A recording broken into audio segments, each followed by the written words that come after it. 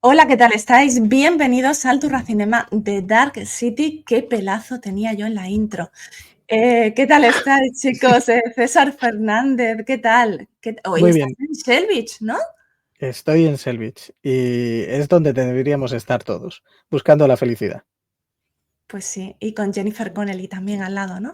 Bueno, yo tengo a mi chus, a mi esposa, que la quiero mucho, pero Jennifer Connelly es Jennifer Connelly, que es un amor desde dentro del laberinto que tengo en mi corazón. Si es que no se puede ser más majo. Alberto Martínez, Noviembre Nocturno. ¿Qué tal, Alberto? Bienvenido a Turracinema. Hola, ¿qué tal? Nada, un placer, un privilegio estar aquí. Espero estar a la altura y más aún, bueno, con esta película que me habéis invitado a comentar, que es una de mis favoritas. Así que, a ver, bueno, a ver qué nos depara este delirio de oscurantismo y noir. Es estupenda, José. Dark City. Esta fue una propuesta mía, ¿no? Creo. No, no fue tuya, creo que la propuse yo. Creo que la propusiste tú, Sí. pero yo encantadísimo. Tengo que decir que ya tengo ordenador nuevo porque en el anterior programa del Rey Pescador se me rompió y encima la conexión de móvil no me fue. Yo creo que tenía que haber hecho una serie de catastróficas desdichas, pero ya estoy aquí con el ordenador nuevo y si iba a comentar, yo como ya sabéis, yo soy el malagueño que no va a la playa, ¿vale? Aunque vivo a 20 minutos de la playa y yo en Correcto. Shell Beach no me iría a buscar la felicidad. Pero eso, Ni aunque te estuviese aunque esperando Jennifer Connelly. no, que venga ella, no sé, a la ciudad dentro, no sé. No, no iría. Y bueno, bromas aparte, muchas ganas de hacer Dark City, nuestra primera incursión en Alex Proyas. Y bueno, la he vuelto a ver y me sigue pareciendo un peliculón con un montón de tralla para sacarle, que ahora la vamos a ir sacando. Y encantado de estar con vosotros aquí. A ver si nos quedamos en las 2 horitas, lo consigo. Javi Leiva, ¿qué tal estás, Javi? Hola, buenas noches. Un placer hablar con vosotros. Bueno, pues a ver qué tal se nos da lo de Dark City, ¿no? Yo creo que es una película que mezcla muchísimos géneros, el cine negro, la ciencia ficción, incluso el terror y tal. Y bueno, la verdad que como ha dicho José Torres, hay mucha talla para comentar de esta película. Y sobre Selvich, me parece que es la playa de la Concha, ¿no? Puede ser. Sí, sería, Eso fue- sería La eso, playa de la sí. Concha. sería San Sebastián, ¿no? Entonces, donde acaba a finales de Dark City, ¿no? Digo yo. Playa Hombre, de la Concha. un sitio maravilloso para ir. Eso Sí, es, el paraíso. Yo, exacto. es una de las ciudades más bonitas que yo he visto. O sea, San Sebastián, Donosti, o sea, tengo una amiga allí, mi amiga Maya, que nos escuchará, y me parece una Un ciudad abrazo, Maya, un espectacular. beso enorme. Un beso a Maya y bueno, la playa de San Sebastián tenéis que verla, ¿vale? O sea, esa ciudad tenéis que verla. Me parece espectacular. Empezamos, chicos. Alex Proyas, nos podemos meter ya en harina con el director, ¿no? José, tú me querías hablar de Alex Proyas, que Sí, ya los que siguen un poco Turracinema saben que tú te pides siempre al director. Y bueno, tenía por aquí solo, porque quería introducir solo pues lo que cuenta Alex Proyas sobre su propia película. Dice, la versión sencilla de la película es un grupo de gente que se da cuenta que están siendo manipulados, de que sus vidas son una invención, que el mundo en el que viven es un mundo inventado y que los están utilizando como conejillos de indias. Hasta cierto punto es una película coral. Todos los actores son muy importantes para la película. Para mí era muy importante tener a Rufus y montar un grupo de gente que descubre este mundo. Y tuve la suerte de contar con un montón de gente estupenda. Intento hacer algo único en el sentido narrativo, algo que mantenga a la gente en la duda. Y bueno, en cierta forma lo consigue, ¿no? Para mí sí, desde luego. Alex Proyas, José. pues bueno, a mí Alex Proya, no es un director que haya sido especialmente prolífico. Creo que en los últimos años se le ha machacado muchísimo porque ha tenido un par, tal vez, de patinazos, sobre todo uno gordo, que ha sido Dioses de Egipto, que yo no sé cómo demonios este hombre ha hecho eso. Pero yo creo que es un director que ha sido un director bastante básico en lo que ha sido la fantasía y la ciencia ficción de los 90 y de los años 2000. Él empieza su carrera, él sobre todo es conocido por El Cuervo y Dark City, ¿no? Pero tiene unas cuantas películas más y algunas un poco que se han quedado un poco olvidadas, pero que yo creo que son bastante buenas e interesantes. Su primera película es curioso porque en Wikipedia, por lo menos en Wikipedia en castellano, dice que su primera película es El Cuervo, pero realmente su primera película se llama Spirits of the Air, Gremlins of the Clouds. Es una película posapocalíptica fantástica de 1989, bastante curiosa, bastante cortita. Es una película, creo que no está en ninguna plataforma. Yo la vi por primera vez en los años 2000 en un VHS pirata. Tengo que decir una cosa, la película está en internet, ¿vale? Yo lo dejo ahí. O sea, que cada cual haga lo que... Pero la película está en internet. Claro, es una película tan indie, tan rara, tan extraña, incluso dentro de Alex Proyas. A mí me recuerda mucho al último combate de Luc Besson, la primera que hizo Luc Besson, el Luc Besson de sus inicios también. Y es una película que, bueno, o sea, la recomiendo porque es una especie, imaginaos una especie de Mad Max mezclado con Tim Burton. Pues eso es Spirits of the Air, Gremlins of the Clouds. La recomiendo, es algo curioso. Después de esta película viene, bueno, la que ya le pone en las estrellas, en 1994, El Cuervo. Es una película que adapta el cómic de James Sobar. El cómic fue bastante famoso, viene con toda la película. Desde el cómic venía una cierta polémica porque el cómic lo hace James Sobar, el autor, porque se había muerto una novia suya después de una discusión que habían tenido. Y después, en la película, bueno, conocemos todo lo que pasó con Brandon Lee. Por cierto, Carolina hizo un programa magnífico en MIT Island Podcast hablando del Cuervo, que lo recomiendo, porque es que está muy bien ese programa, o sea, también. Que te quiero, que vayan a ver la película El Cuervo. El Cuervo, sí. Y después del Cuervo tiene, bueno, Dark City en 1998. Esta la paso por encima porque ahora vamos a desgranarla y vamos a hablar todo de ella. Y después de Dark City tiene una película en 2002 que se llama Días de Garaje, que es una película bastante curiosa porque es una película de unos jóvenes de Sydney. Alex Proyas, por cierto, sus padres son griegos, pero él nació en Egipto, pero con 3 años se fueron a Australia y se instalaron en Sydney. Su ciudad de toda la vida es Sydney, ¿no? Entonces, esta película, Días de Garaje, va de unos jóvenes de Sydney que tienen una banda de música garaje y es una especie de comedia sobre el mundo de la música y sobre la dificultad de avanzar en el mundo de la música, que se parece bastante a las películas de Kevin Smith, porque también habla de relaciones personales, ¿no? Tiene todo este toque canallesco de finales de los 90, principios de los 2000. Me parece una película bastante curiosa, Días de Garaje, y que ha quedado un poco olvidada, ¿no? Como la primera, ¿no? De él, como Spirits of the Air, Gremlins of the Clouds, ¿no? También la recomiendo, Días de Garaje. Esta sí es bastante más fácil de conseguir que la primera. Después tiene una de sus películas más polémicas también, digamos, porque en 2004 se pone a adaptar a Isaac Asimov con Yo Robot. ¿Qué pasa?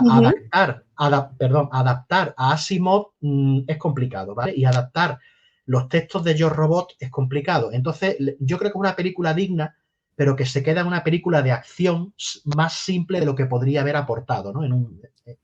Si se hubiese tratado tal vez de otra manera, ¿no? Y después de esta película, quedan 2 películas solamente Alex Proyas. En 2009 él hace Señales del Futuro, que a mí me parece una película fantástica hasta que al final yo creo que mete el patón porque se va al tópico más grande inimaginable. Pero creo que es una película fantástica y muy buen rodada y con un Nicolas Cage. Yo creo que Nicolas Cage cuando quiere es un pedazo de actor y aquí creo que lo hace muy bien. Y bueno, creo que es una película interesante pero que mete un cierto patón, ¿no? Y después ya tenemos en 2016 esa cosa que se llama Dioses de Egipto, que yo no sé cómo hizo aquello. No, en serio, es que no sé, es que no es propio de Alex Proyas. Esto parece, es como Dioses de Egipto, son como una especie de superhéroes egipcios, dioses extraños, todo mezclado. Mirad que estaba Nicolas Coster-Waldau, que venía de Juego de Tronos, recién venido de hacer de Jaime Lannister. Mirad que estaba Geoffrey Rush, estaba Gerald Butler. Pero es una película, yo no sé aquí qué hicieron, el potaje que metieron ahí, me parece algo totalmente inexplicable en Alex Proyas. Creo de todas formas que por esta película a él lo machacaron a un nivel bestial, ¿vale? Y oye, que es solamente una película mala de una filmografía que es buena, ¿vale? Y Señales del Futuro que está ahí. Y esto es hasta ahora la filmografía de Alex Proyas. Él se ha espaciado mucho los últimos años, pero tengo mucha esperanza porque he mirado, está anunciada en Film Affinity, Ruhr, que es una película basada en la novela, en una obra de Karel Čapek, el autor checo de ciencia ficción que inventó el concepto del robot. Él es muy famoso porque en su tumba en Praga la gente suele dejarle muñequitos de robots, se los suele dejar en su tumba en Praga. si buscáis de Karel Capek. Él tiene La guerra de las salamandras, que es un texto clásico también de la ciencia ficción política. Y bueno, Alex Proyas supuestamente es para este año 2025, RUR, R-U-R. Ojalá signifique esta película la vuelta al Alex Proyas que hemos conocido y que olvidemos Dioses de Egipto. Insisto, creo que es una... Insisto, también, creo que es una sola película. Creo que no merece que se le destroce de esa manera por una sola película. Cuando nos ha dado El Cuervo, Dark City o Días de Garaje, que está muy bien, ¿no? Por ejemplo. Y con esto... O Yo Robot, incluso, que la has puesto regular, pero a mí me encanta. Yo Robot, me encanta, me flipa. A mí me gusta, pero creo que daba más allá de una película de acción. Creo que se quedó en el Asimov muy superficial, pero creo que está bien, que es una película que está bien, ¿no? Y bueno, a mí Alex Proyas me sigue gustando y la película que vamos a hablar ahora me encanta, me parece la mejor, incluso mejor que El Cuervo, pienso. Chicos, algo sobre Alex Proyas, Javi. Sí, es que ese de Dioses de Egipto se tenía que haber llamado Dioses del LSD, porque la película es psicotrópica. Sí. Es totalmente psicotrópica, es como tomarte un triple. Me estáis quitando las ganas de verla, que yo la tengo pendiente. También tengo pendientes señales del futuro. Con una buena fumada de ahí, y ves la película esta y te la pasas pipa, pero es un despropósito en general. Luego, señales del futuro, yo creo que es una película que gana revisionado, ¿no? Que tiene una escena, la del avión, en que se equivoca, enfoca la cámara, pero bueno, son detallitos que nada. Pero yo creo que al final la película está bastante bien, ¿no? Yo creo que el final es bastante impactante. A mí me impactó el final, ¿no? En ese sentido. Luego Yo Robot, hombre, teniendo a Will Smith, yo creo que era normal tener una estrella así de tipo de acción, para que la película funcionara como película de acción, más que en ese tono, digamos, filosófico de la obra de Asimov. Del Cuervo está todo dicho, ¿no? Que es el Cuervo que no se sepa. Y por lo demás, yo las otras no las he visto. Y esta de Dark City puede ser seguramente su película más personal, más de autor, más de la que ha estado más años rascando para poder hacerla, ¿no? Y la verdad es que ahora comentaremos si puede, sí, seguramente sea. Hombre, comparada con el cuervo comparada, yo creo que esta está un nivel un poquito por encima del Cuervo. Un nivel por encima, pero tampoco sin pasarse mucho. Yo pienso igual. Chicos, algo más de Alex Proyas. Alberto, de Alex Proyas, ¿qué has visto por ahí de Alex Proyas? Pues yo también soy gran fan, la verdad es que es un director bastante peculiar. Yo cuando vi El Cuervo, que fue la primera película que vi suya, me quedé flipado. La verdad es que a mí me gusta mucho el mundo darks y toda la estética gótica que tiene esa película fue fundamental en toda una generación, ¿no? Aparte del trágico final que tuvo Brandon Lee. Para mí fue icónica totalmente, ¿no? Independientemente de que sí pienso que como que a Alex a veces se le va la olla, sobre todo en los finales de las películas, ¿no? Que tiene que ser un despliegue aquello de hostias que a veces a mí personalmente me parece que las estropea un poco, ¿no?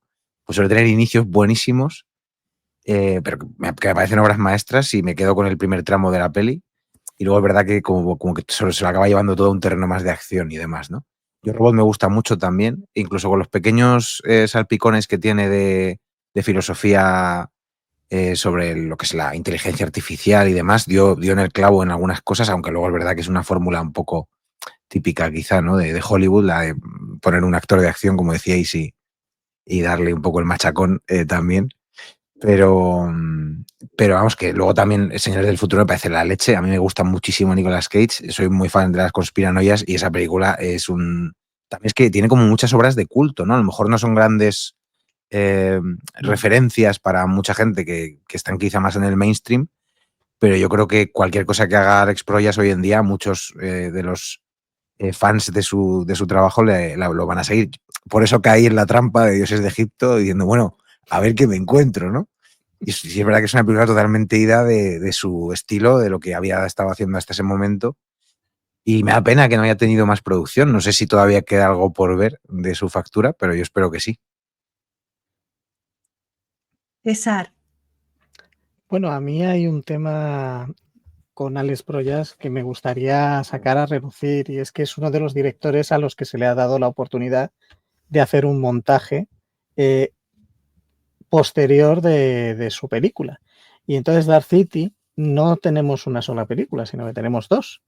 Tenemos por un lado la que se estrenó en cines y por otro lado una segunda versión que fue un montaje del director en la que cambió ciertos aspectos de la película. Si quieres, puedes hablarnos de ello ya.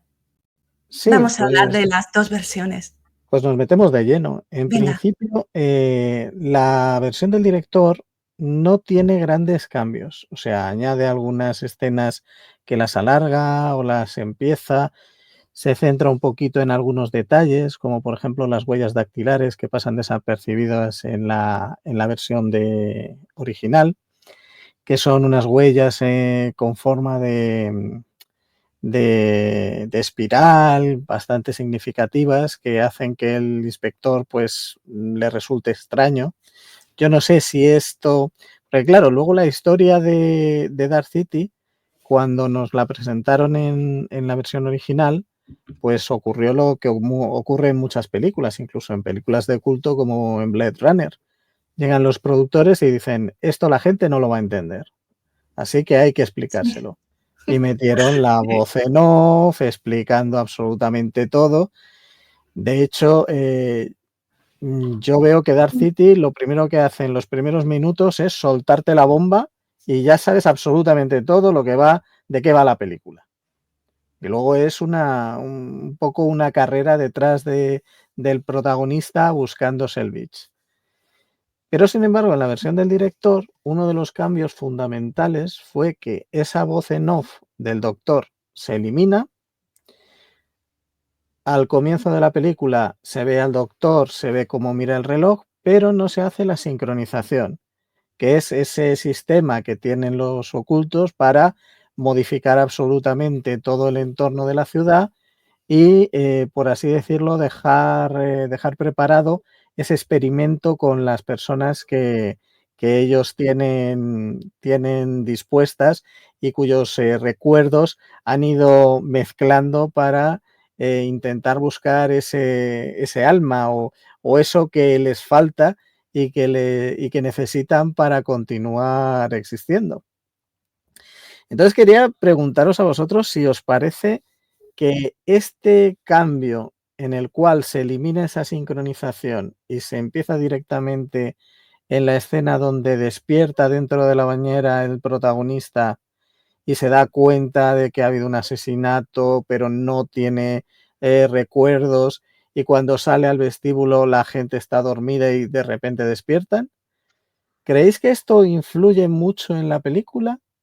O a lo mejor al haber visto la versión original, pues ya estamos predispuestos y no nos importa tanto. A lo mejor una persona que no hubiese visto ninguna de las dos versiones, ¿cuál le recomendaríais? ¿La versión del director primero o la versión Yo original? le recomendaría la versión del director primero, porque yo es verdad que ya estoy contaminada. Yo ya he visto Dark City en el 99, creo que la pasaron por televisión, porque esta peli la vi yo en televisión, y ya tengo esa copia en mi cabeza. O sea, ya no puedo decirte, pero en teoría sería lo suyo que nosotros descubriésemos este mundo junto a John Murdoch, sin esa voz en off al principio. Además es que al principio el doctor Schreiber dice algo como soy un traidor a mi raza. O sea, es que te va spoileando prácticamente todo y es una pena.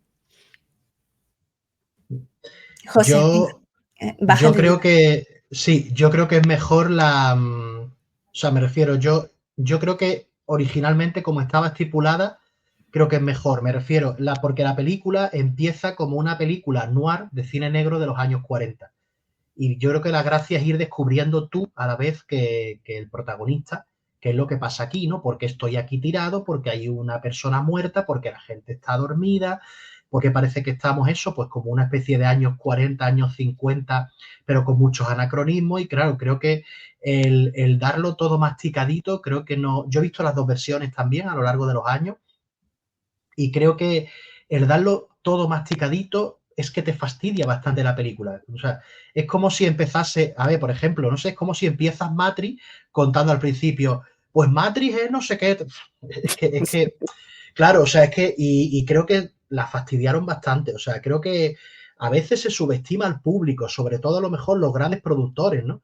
De dar las cosas hechas, ¿no? Oye, las cosas, el cine o la literatura, ¿no? O el cómic. O sea, es una experiencia para que tú vayas descubriendo. Y Dark City, tú tienes que descubrir lo que es Dark City. O sea, entonces, pues bueno, esa es mi opinión sobre el tema. Yo prefiero la que no me mastiquen nada, digamos.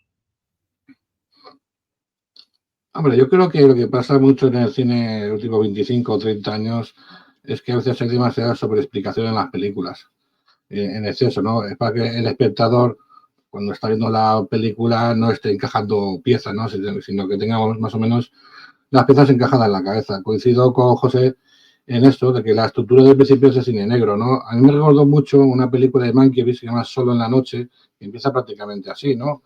Que se despierta que tiene amnesia y resulta que él es un asesino y va poco a poco encajando las piezas, ¿no? Y también a varias películas, como por ejemplo una que descubre, dice, que llega a la comisaría y dice, oiga, pues, policía, es que me han asesinado, ¿no? Y sí que es, no recuerdo cómo se llama la película ahora, y sí que es su dentro a través de lo que le ha pasado, y o sea, ves todo a través de los ojos de John Murdoch. Pero claro, es lo que ha comentado José, es que eso subestima muchas veces al espectador, de ser un poquito masticado, de que lo pueda digerir bien y que, con perdón la expresión, no se está haciendo pajas mentales en la cabeza mientras está viendo la película. Porque también he visto que algunas proyecciones había gente que decía que no la comprendía, que no la entendía y tal, ¿no? Pero lo que suele pasar, bueno, se puede ver con ese principio o no se puede ver con ese principio, ¿no? Lo importante es el viaje que va llevando hasta que desemboca al final. Alex Proyas estuvo muy en contra de eso, pero claro, como pasó, como ha comentado César, en Blade Runner se le imponen los productores y contra los productores no puedes hacer nada. Bueno, Alberto, creo que tú no has visto la versión del dire, ¿no? Del director. No, y aún así, bueno, me apetece muchísimo verla, ahora que lo habéis comentado, porque yo no sabía que existía. Sí que creo que efectivamente, ¿no? Al final, pues si tienes una persona como Alex haciendo cine, lo suyo es que deje que aquello fluya, ¿no? Pero yo entiendo que luego está todo el berenjenal que supone lidiar con un estudio y bueno, incluso los posibles arreglos, ¿no? Que se le hicieran a ese guión, que él dijo, madre mía, cuando tienes la pieza final ya, ¿no? Cuando es una obra orquestal, como todas las películas, y siempre hay algo que va más allá del director, pero cuando te rompen así la trama, pues desde luego prefiero ver lo que estaba en su cabeza originalmente. Quizás es verdad que también es inevitable, como decías tú, Carolina, ya pues hacerlo con ese bagaje de la película que hemos visto en los cines y luego que tantas veces han pasado por televisión y que yo creo que ya es un súper clásico. Independientemente de eso, yo la he disfrutado siempre mucho. Es una de mis pelis favoritas. Pero es verdad que también me acostumbré un poco como espectador, no lo sé, sobre todo en mi adolescencia, a esas voces en off del principio, ¿no? Parecía que era como un recurso fácil que permitía, pues a lo mejor, no sé si hacer las películas más digeribles o más para el gran público, no entiendo muy bien a qué responde eso en según qué casos, pero no tiene por qué ser algo que quede mal, no siempre queda mal, entiendo yo, pero es verdad que si no era lo que estaba en la voluntad del director y entiendo que era pues, una obra que la había pensado durante muchos años, me parece pues, un fallo. Es como, por ejemplo, Sí. no, un comentario, una cosa, Carolina. Es como, por ejemplo, no recordaréis el principio de Perdición, ¿no? El principio de Perdición Sí. iba a ser de otra manera, no iba a ser con la voz en off y la voz en off funciona perfectamente, ¿no? En esa película, para introducir, dice que está en la piscina y todo, y es como si fuera un hombre muerto. Y la versión que era al principio eran en un tanatorio que estaban hablando dos cuerpos, ¿no? Y la voz en off funcionó muy bien para introducir la película de esta de Perdición. En el cine negro era muy habitual, pero en el cine negro muchas veces lo que pasaba que era lo que explicaba la voz en off era lo que estaba pasando en pantalla. O sea, que no te aportaba nada más. O sea, solamente lo que pasaba en pantalla, ¿no? Y estas como Blade Runner, como esta de Dark City, es como una introducción para, digamos, preparar a la audiencia, a lo que van a ver, ¿no? Para que no... Es que yo creo que lo que pasa muchas veces es que no quieren que el espectador se sorprenda, sino que encuentre lo que espera ver. Porque ahora hablaremos de ella, pero yo por lo que he podido saber, la película incluso la promocionaron como una película de terror, de horror. Sí, sí, os lo iba a contar yo ahora. Claro. Si queréis pasamos a ello. Os cuento un poco. Sí. Sí. cómo fue proyecto, rodaje, un poco la película, ¿no? Costó 27 millones y 27 millones, 27 millones 200 fue lo que recaudó, casi lo comido por lo servido, ¿no? Todo el trabajo de Dark City es tanto uso y abuso del CGI, ¿no? Salvo la escena final y algunos otros momentos en los que está muy bien integrado el digital con los efectos prácticos. Los planos de la ciudad los diseñó el mismo Alex Proyas y hay un trabajo artístico, artesanal, brutal de maquetación y también un muy buen trabajo de iluminación de Dariusz Wolski, que es el director de fotografía del Cuervo, la anterior película de Proyas, y de Los Piratas del Caribe, de Sweeney Todd, del Duelo de Napoleón, de Marte, trabaja mucho con Ridley Scott. Y aquí usa mucho, obviamente, el negro, pero también el verde y un ocre amarillento para la parte del noir de los años 40 y un azul apagado muy especial como cian para la parte fantástica.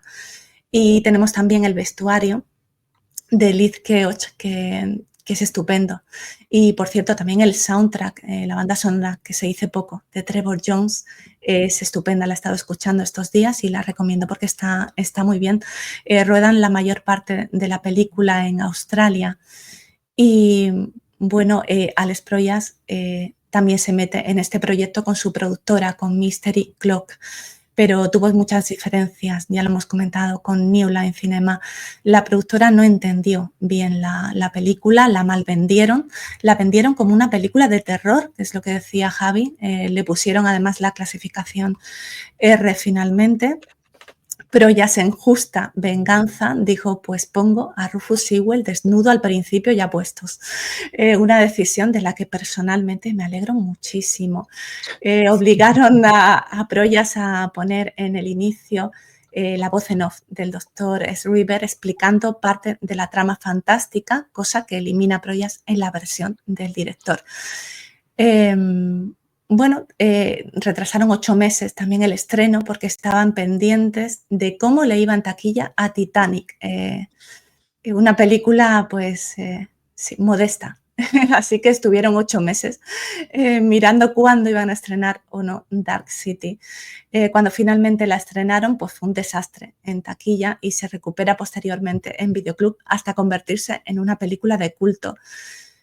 Fue en definitiva una película muy maltratada ya desde la propia productora, a la que tampoco le gustó mucho que hubiese 3 guionistas, Alex Proyas, Lem Dobbs y David S. Goyer, con quien me llevo muy bien mientras se dedique a escribir y no a dirigir. Y cada uno le dio un toque distinto a esta historia. Dos, por ejemplo, se dedicó especialmente a la parte del cine noir.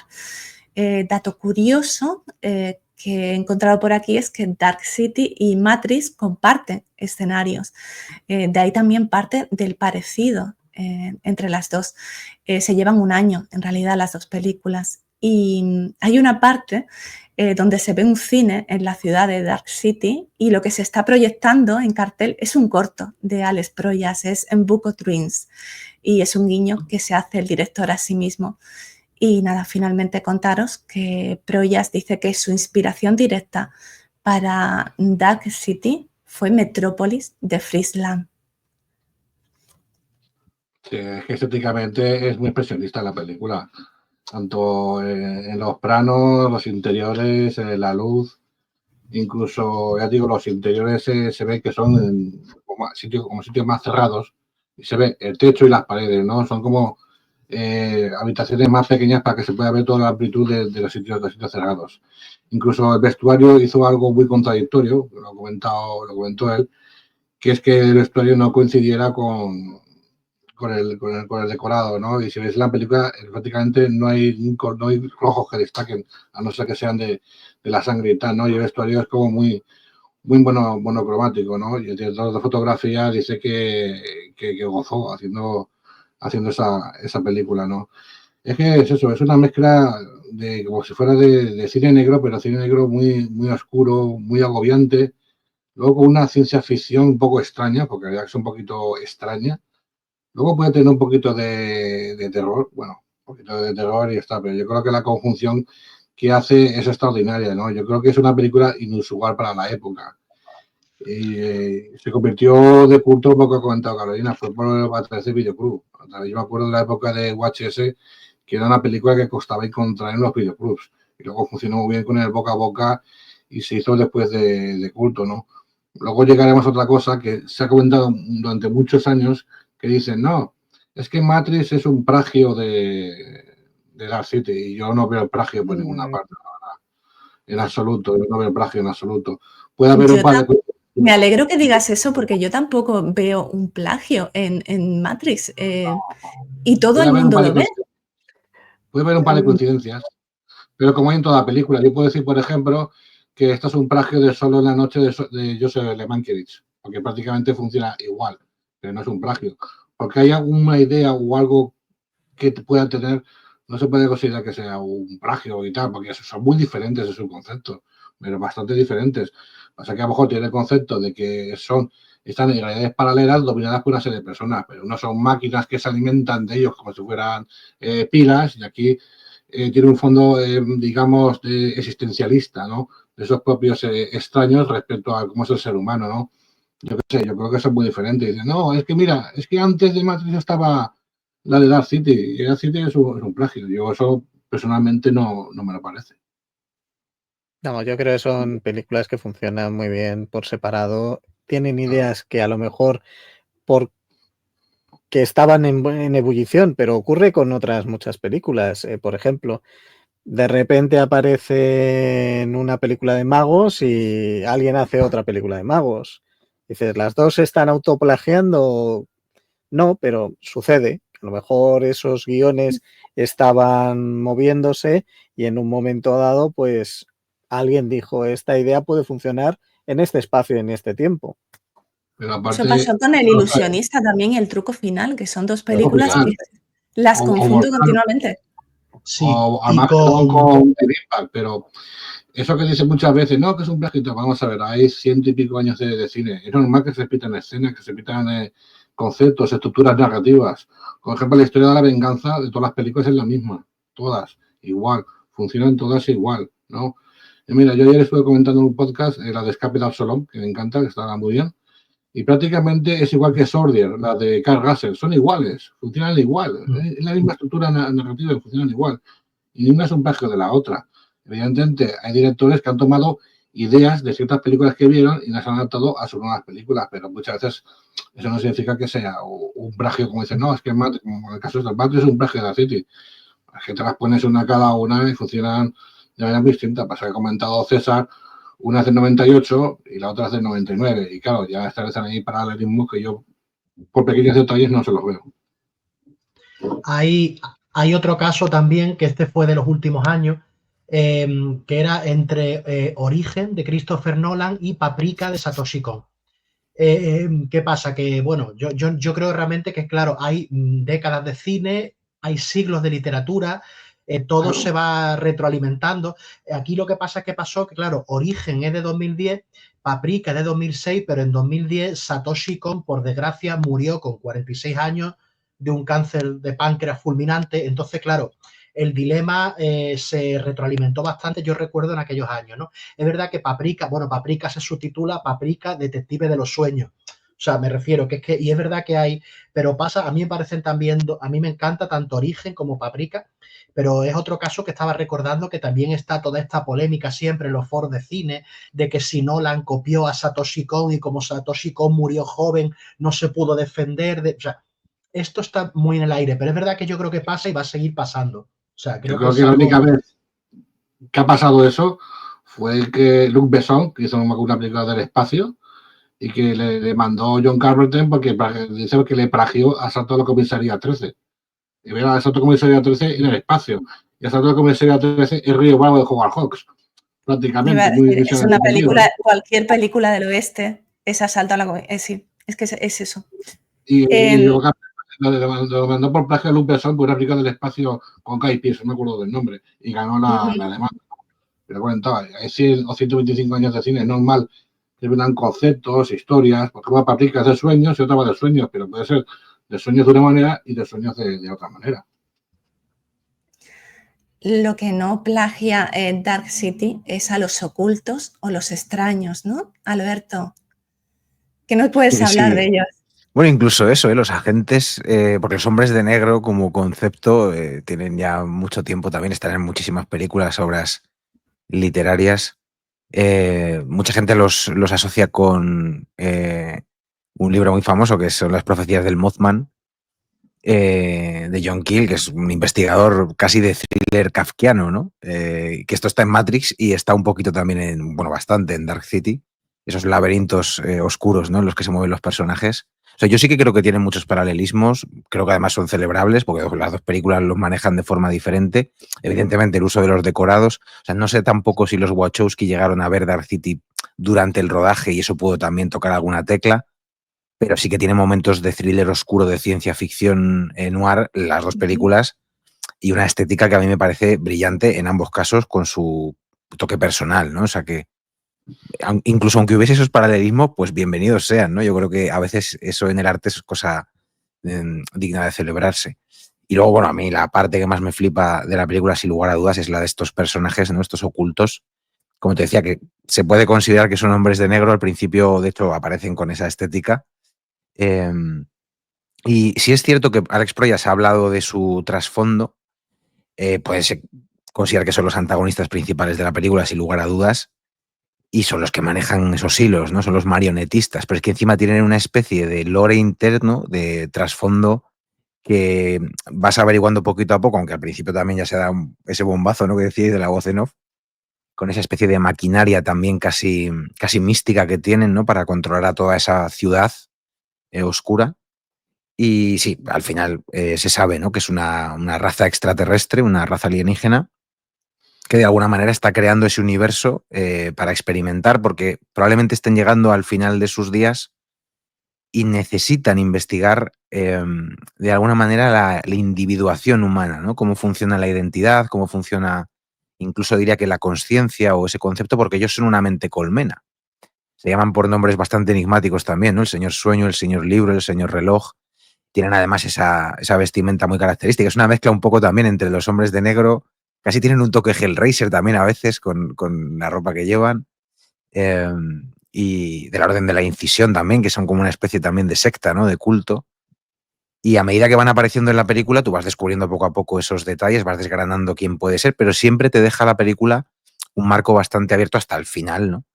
Que como digo, ya sí que hay como se desvela, ¿no? Que ese motor onírico en el que de repente la ciudad se interrumpe, ellos intercambian a gente. Luego está este doctor tan siniestro, además, que me parece otro personaje brillante. Y Proyas sí confesó que toda esta mitología él la había sacado, bueno, de sus lecturas de ciencia ficción y terror. Es una combinación muy típica en las obras de H.P. Lovecraft y en general de la literatura weird y pulp. Y la película tiene muchísimo de eso, desde las historias de detectives hasta las historias de extraterrestres, todo junto en un homenaje que yo creo que hace Proyas a todas esas cosas de las que él ha bebido desde su adolescencia, ¿no? Me parece que además es un combo brutal, como queda. Incluso que a mí me gusta el final, que antes he dicho que a Proyas se le va mucho la olla con los finales. A mí me gustan las escenas de acción así un poco estrambóticas y tal, pero es verdad que a mí hasta cierto punto la película me parece una obra maestra. O sea, que para que gente un poco más del cine que dicen, ¿no? De autor, la hubiese puesto en un altar si hubiese tenido a lo mejor un giro menos de acción, ¿no? Y si hubiese ido por otros derroteros más kafkianos. Estábamos comentando también que tiene elementos casi del show de Truman. Y todo esto gira en torno a estos personajes, ¿no? A cómo han creado esa especie de ciudad artificial, han metido ahí a humanos como si fueran cobayas y tienen el objetivo de estudiar de una manera bastante retorcida cómo el humano y todos esos individuos, sujetos que viven en esa ciudad, van incluso cambiándoles de vida y haciendo como una especie de lobotomización extraña, ¿no? Mantienen de alguna manera la cordura, su individuación, quiénes son, de dónde vienen, pero también todo esto fluye en torno a lo que decíais antes de esa especie de superpoder que tienen ellos, ¿no? Para controlar también psíquicamente, mentalmente a los humanos, y de repente se dan cuenta de que hay algún humano que también tiene ese poder. Bueno, ahí empieza este giro de acontecimientos con el protagonista y yo creo que eso es el ingrediente principal de lo que es el avance de la película, que como decíais también empieza siendo un noir clásico con toques también estéticos muy bizarros para el tipo de película que estás viendo, dices, ¿esto qué es, no? Y luego ese doctor, que es casi un poco Charles Dexter Ward, ¿no? También otro personaje de Lovecraft, es como muy siniestro, muy retorcido, y está, bueno, pues aliado con los malos para manipular esa sociedad y sacando privilegio también de todo ello de una forma bastante extraña. Al final, para mí, la película combina elementos de estas razas alienígenas de las que hablaba Lovecraft. Concretamente, además, mucha gente los asocia a los ocultos con los Migo, que son una especie de extraterrestres también que se dedican a lobotomizar a otras especies, que tienen un comportamiento colmena, bueno, además son una especie de seres insectoides. Esto también lo decíais, que brotaban de repente, ¿no? De la cabeza de... Y lo más jodido de todo, que a mí me parece, dentro de que es muy grotesco, ¿no? Pero son básicamente criaturas que poseen cadáveres. Están manteniendo vivos esos cuerpos. Entendemos que para sobrevivir de alguna manera... Sí, porque eso también lo he pensado yo cuando lo estaba viendo últimamente, cuando he visto esa masa viscosa salir del cerebro. Es un poco la invasión de los ultracuerpos, ¿no? ¿No os parece que es parecido? Sí, a mí también me recuerda mucho a Stargate, porque más o menos es muy mira, similar. lo ha dicho también César antes de entrar. Hemos estado hablando de ellos. Los Goa'uld en la serie, sí, van a ser a los Goa'uld, ¿no? En ese sentido, ¿no? Pero yo creo que hay algo que me atrae estéticamente de estos extraños, ¿no? Porque estéticamente parecen una mezcla, digamos, entre Nosferatu y la Gestapo, ¿no? Sí, es verdad. Sí. Entre Nosferatu y la Gestapo, ¿no? Porque llevan ese mismo traje. Totalmente. Es una mezcla así muy, muy curiosa y muy lograda, ¿no? Y yo creo que, digamos que el fondo, digamos, existencialista de la película es la comprensión de cómo es el ser humano. Y comprender al ser humano es imposible, porque cada ser humano es individual, tiene un pensamiento propio, tiene emociones distintas, ¿no? Incluso es significativo lo que hace al final el protagonista y se habéis buscado en un sitio equivocado, no es en la cabeza, a lo mejor te he buscado en el corazón, ¿no? Porque cada ser humano es individualista, ¿no? Porque al parecer estos extraterrestres dicen, no, están en sus últimos años de vida y tal, quieren comprender al ser humano. Al ser humano no se le puede comprender. Yo creo que esa es en la definitiva lo que señala la película. Porque ya digo que es individual, tiene un sentimiento distinto, una comprensión distinta del mundo, y ellos tienen un sentimiento colmena, que es un sentimiento único.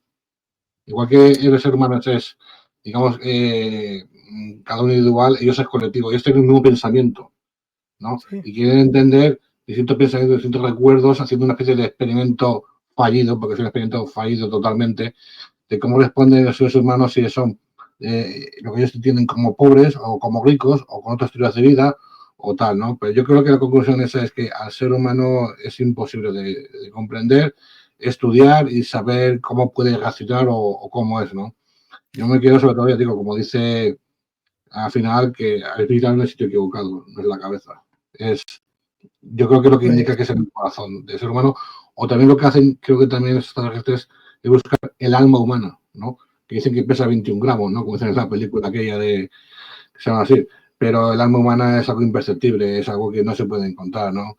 Y yo creo que todas estas películas, muchas veces de extraterrestres que intentan comprender a seres humanos, acaban lo mismo. No entienden al ser humano, no lo entienden, ¿no? Porque cuando son extraterrestres que vienen de fuera, el pensamiento que tienen siempre es el mismo.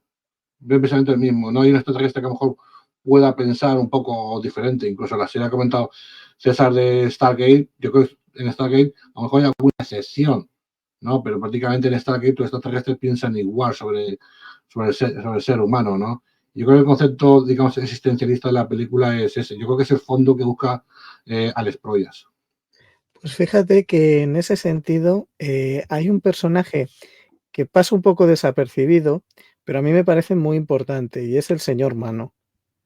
Señor Mano es el oculto que se presta a recibir lo que serían los recuerdos del protagonista, para intentar, por así decirlo, comprenderle y poder seguirle y encontrarle. Y fíjate que es un ofrecimiento que le dicen otros, oye, es un suicidio. Si tú lo haces, ya lo hemos probado en alguna otra ocasión, supongo que porque no nos da un marco temporal, o sea, pueden haber estado 1000 años, o vete tú a saber cuánto tiempo llevan haciendo estos experimentos. Pero el caso es que sí sabían que el mezclar esa individualidad de los humanos con esa mente colmena que tienen les llevaba a su final. Y él se presta. A lo mejor intentando pues arrancar ese trocito de alma humana y llevárselo hacia él, que lo acaba convirtiendo en un psicópata y en una persona deleznable. Pero fíjate, yo creo que tiene bastante importancia y pasa muy desapercibido.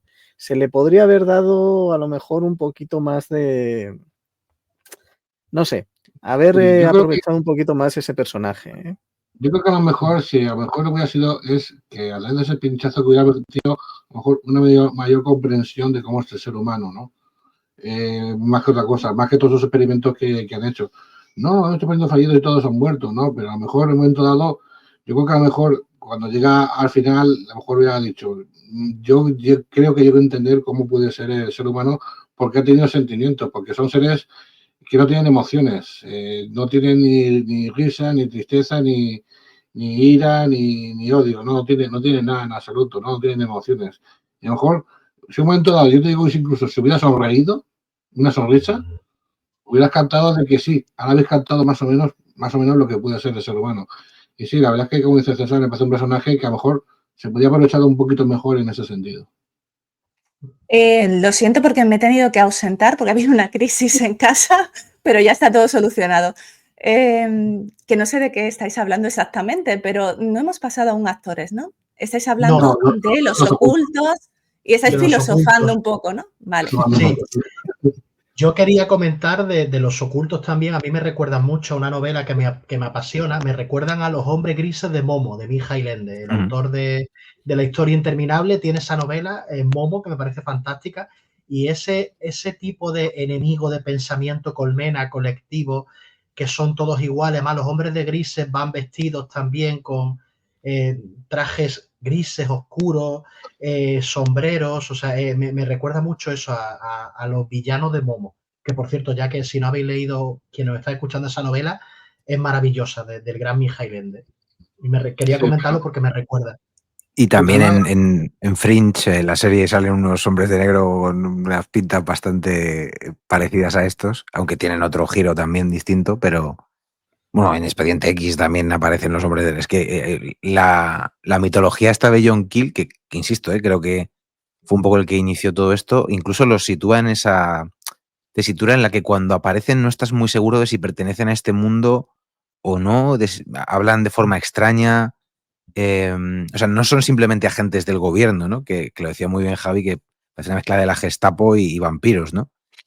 Porque tienen esa parte de que se pueden identificar con algún tipo de organización secreta, pero al mismo tiempo están como fuera del mundo, ¿no? Pertenecen a otro, viven en una burbuja, ¿no? Precisamente toda esa movida kafkiana que también aparece en Momo y como digo, ¿no? En la mitología de John Keel, en casos reales, testimonios reales de gente que dice que esta especie de personajes se presentaban y tenían como movimientos extraños que no se correspondían con lo que un humano normal podría hacer, ¿no? Como que se quedaban glitcheados en la realidad, ¿no?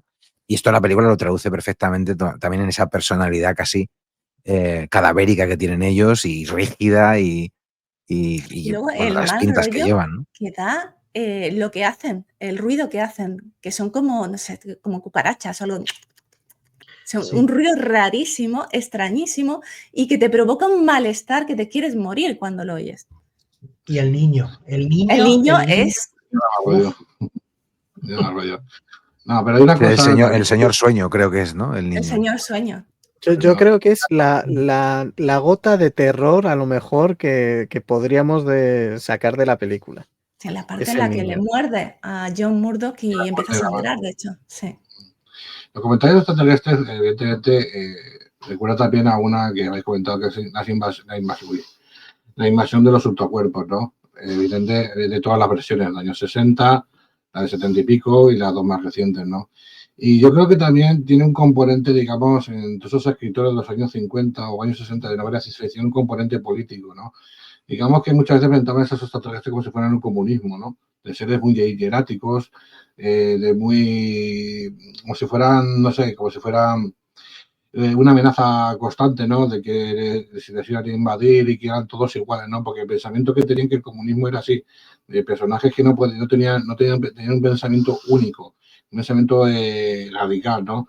Y muchas películas de ciencia ficción de los 50 o los 60 era como un trasunto, esa ciencia ficción de que la amenaza no eran los extraterrestres, sino que la amenaza era el comunismo, ¿no? Y representaban a veces a los comunistas así como si fueran seres muy, muy recios, como en la película se ha mostrado que son vestidos así, con trajes de cuero muy amenazantes y tal, ¿no?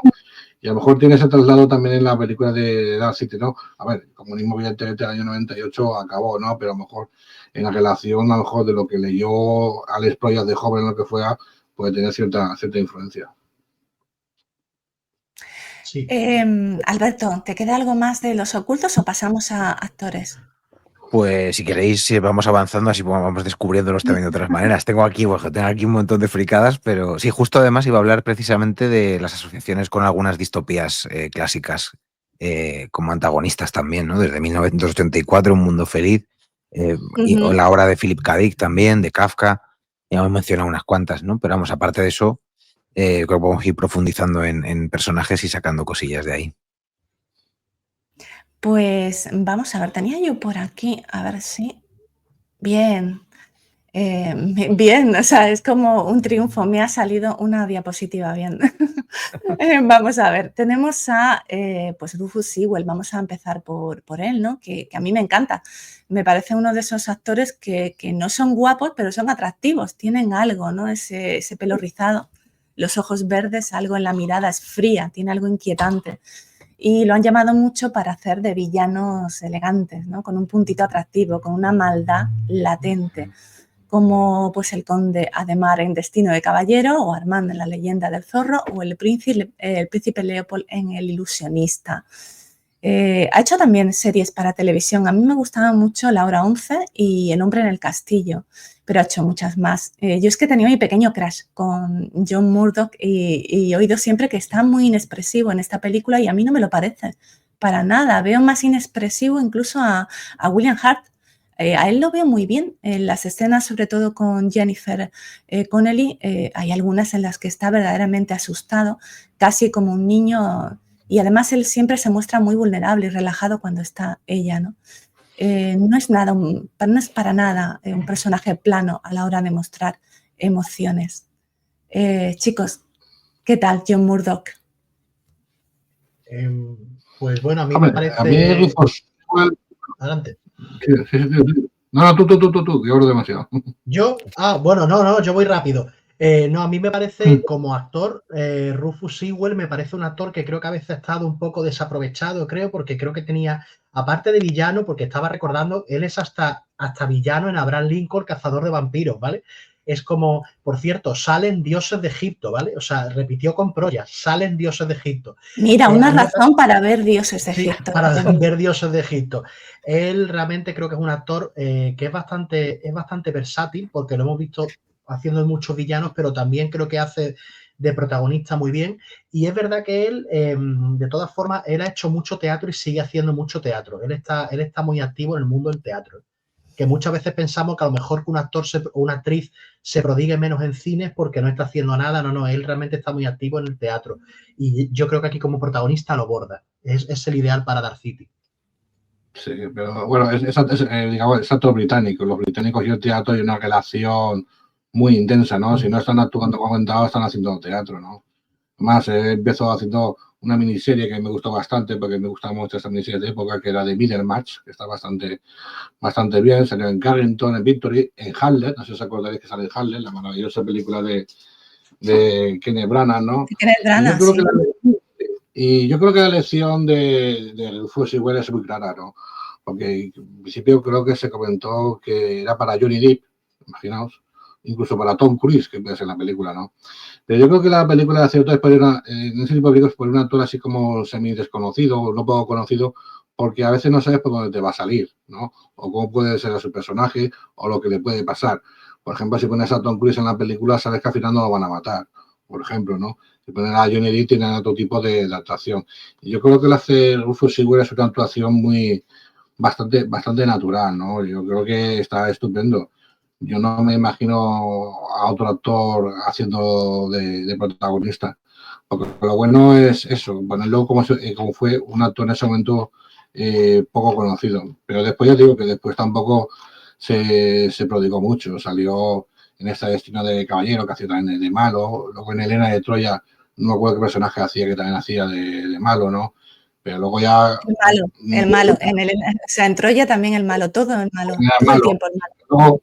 Pero luego volvía, por ejemplo, al Reino Unido y hacía sus cosillas de Shakespeare, incluso creo que salió en esta, si no recuerdo mal, de Tristán e Isolda, ¿no? Y, por ejemplo, yo creo que también estuvo muy simpático en esta de las vacaciones, de esta de Nancy May con Cameron Díaz y tal, ¿no?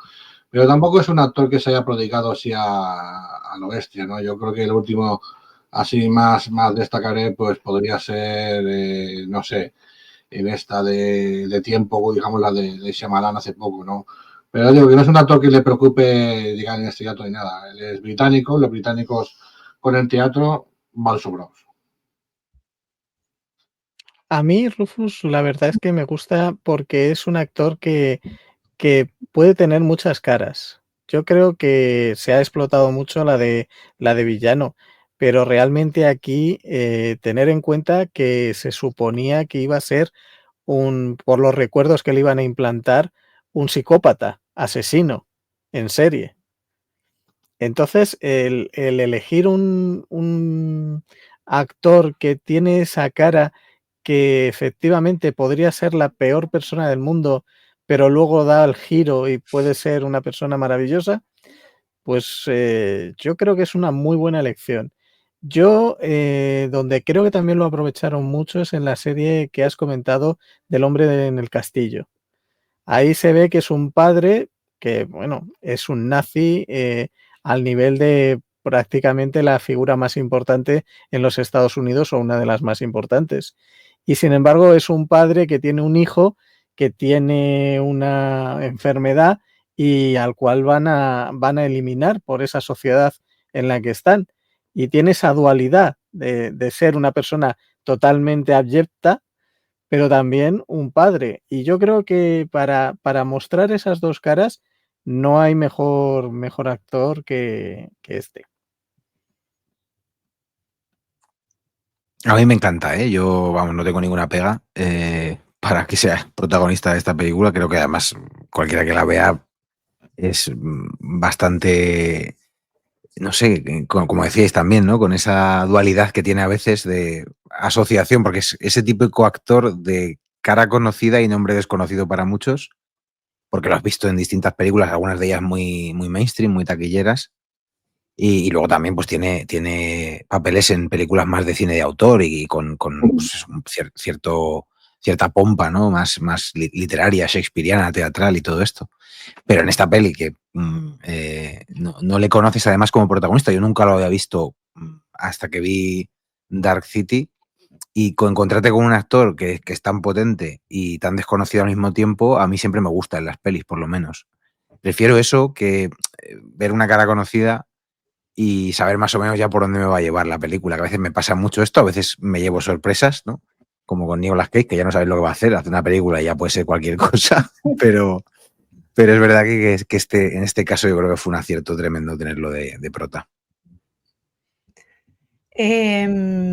Kiefer Sutherland, que estaba muy agradecido a este papel, dice que se inspiró en Peter Lorre. Estuvimos hablando con Javi, también con Javi Leiva en El vampiro de Düsseldorf hace poco, Javi. Así que sí, se inspiró en Peter Lorre. Decía Kiefer Sutherland sobre el doctor River, lo tengo por aquí. Es uno de mis papeles y de mis experiencias favoritas como persona y como actor. Alex Proyas es un verdadero visionario. Escribió una versión animada de Dark City cuando tenía 15 años.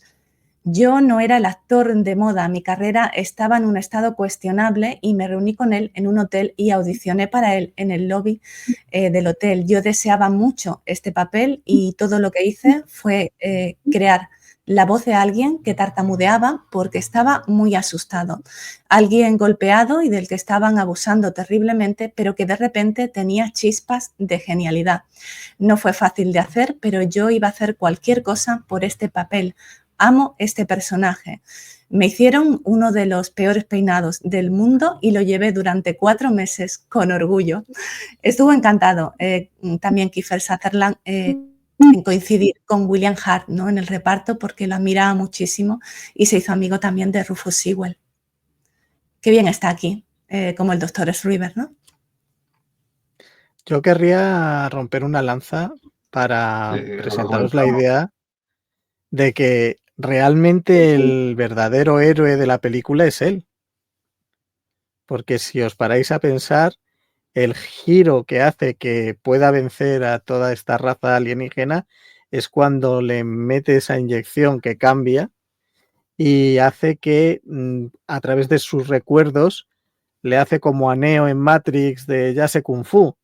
Le pone la inyección y le enseña a lo largo de los recuerdos de toda la vida cómo manejar ese poder, cómo manejar la máquina de los ocultos y cómo poderles presentar batalla. Así que yo diría que puede que sea el héroe real de la película. A mí, él me parece siempre... me falta, por cierto, ver que es que no he visto la serie 24 de él, que todo el mundo me dice que es una maravilla. ¿No has visto a Jack Bauer? No, me falta la serie de Jack Bauer. Pero a mí él me parece un actor... A mí él me parece un actor súper versátil. Desde En Cuenta Conmigo, que lo recuerdo especialmente en ese, que me parece un peliculón, hasta, bueno, él está hasta en Melancolía de Lars von Trier. Me encantó haciendo de Athos en Los Tres Mosqueteros en la versión de 1993 y aquí creo que lo borda. O sea, me parece un actor súper versátil y sí, yo creo que en gran parte o sea, a los ocultos lo vencen, por muy elegido que sea Murdoch, a los ocultos lo vencen gracias a él. A ver, Kiefer Sutherland yo creo que es un actor bastante conocido, ya no solamente por su padre, que se comenta, por cierto, yo lo que leí alguna vez, que en vez de Kiefer Sutherland en la película iba a ser su padre, que iba a ser de doctor. Y yo creo que, como ha dicho muy bien César, yo creo que es el, digamos, un personaje que parece que no, pero cuando le pone esa inyección en la cabeza, es claro, es lo que da el desarrollo final de la película, que lo potencia con su poder mental y todo, ¿no? Yo creo que es un personaje determinante. Y como ha cantado Carolina, sí, es que tiene tics de Peter Lorre en ADN, ¿no? Esos movimientos que se va así como agachando con ojos tímidos, siempre con una sensación de miedo, no sé, es una interpretación muy completa. Y a ver, Kiefer Sutherland no era un novato, ¿no? Más en los 80 ya se solía conocer mucho, y ya no solamente por Cuenta Conmigo, sino por esa película que también se puede considerar de culto, que es Jóvenes Ocultos, ¿no? Que es una maravilla de película. Y a partir de ahí enlazó un buen puñado de películas, como por ejemplo la comentada de Los Tres Mosqueteros, esta de Dark City, una que tiene muy buena que se llama Ojo por Ojo, Últimas Consecuencias, de los años 90, no sé. Ha ido lanzando películas a montones, pero no sé, siempre es una presencia muy notable, ¿no? Pero sobre todo como es la serie de 24. La serie de 24 es la que él, digamos que alcanzó el éxito, porque es una serie de acción que casi perfecta, y él está casi perfecto en la serie. Yo soy súper fan tanto del actor como del personaje. Ya lo decía antes, ¿no? Que al principio a mí me parecía como un doctor siniestro que estaba ayudando a los malos y luego, bueno, tiene esos giros también, ¿no? Que evidentemente está sometido a su voluntad, igual que todo el mundo en esa ciudad, pero es como que él sí que es consciente de eso. O sea, él está viviendo la distopía desde dentro, ¿no? Es un personaje entrañable también a su manera. Y bueno, el actor es que a mí, desde que vi Jóvenes Ocultos precisamente, me flipa. Hay una peli en la que creo que solo se escucha su voz la mayor parte del tiempo, que es la llamada esta telefónica que hace Oh, me Sí, encanta última llamada. esa Última película. llamada. Última llamada, me Última encanta. llamada. a Colin Sí. Farrell, ¿no? Que le tienen ahí. Bueno, y ahí es que ya, Sí. yo cuando le vi es que digo, hostia, tenía que ser él, porque además entiendo que el doblador puede que coincida en muchas pelis, además también, pero en versión original, Su, la verdad es que es su tremendo, voz, ¿no? Y tiene una aparición su final voz que es muy dices. Y mirad lo que nos dice aquí Huerta de Regletas, sin olvidar Línea Mortal, que es estupenda, a mí me encanta. Es que Sí. es un sí, clasicazo, yo creo que es En los que. 90, Javi se nos ha quedado un poco ahí en Dark City, se nos ha quedado pillado. Se nos ha Lo han quedado un cogido- poco ahí. ahora no, que está viendo Lo una han cosa. cogido Lo han cogido los ocultos y le No, están dando, vamos. No, que Kiefer Bueno. Sutherland, ya lo que habéis dicho, es un actor bastante conocido, también sobre todo su padre, y es un actor estupendo que suele funcionar, ¿no? Yo he visto cómo se hizo y dicen que estaba con una caravana en el set, se iba bromeando con la gente y que tenía ¿cómo se llama esto? Un lazo para coger a la gente por las piernas, pues bueno, un vaquero, ¿no? Y hacía bromas con ellos y dice que eso lo pasó genial en el rodaje de la película. Y para terminar ya con actores voy a coger dos de una tacada, ¿no? Jennifer Connelly y William Hurt. Jennifer Connelly que está dulce, está sensual, está encantadora. La peinan en las escenas en las que canta de forma parecida a los peinados que le hacían a Verónica Lake un poco. Y yo es que la veo muy, muy en su papel y me parece que pues eso, que si existe un paraíso, que al menos te está esperando en un muelle junto al mar y con una maleta, Jennifer Connelly. Y luego William Hurt, que me parece que está un poco perdido y me da pena decirlo, pero sí que me lo parece.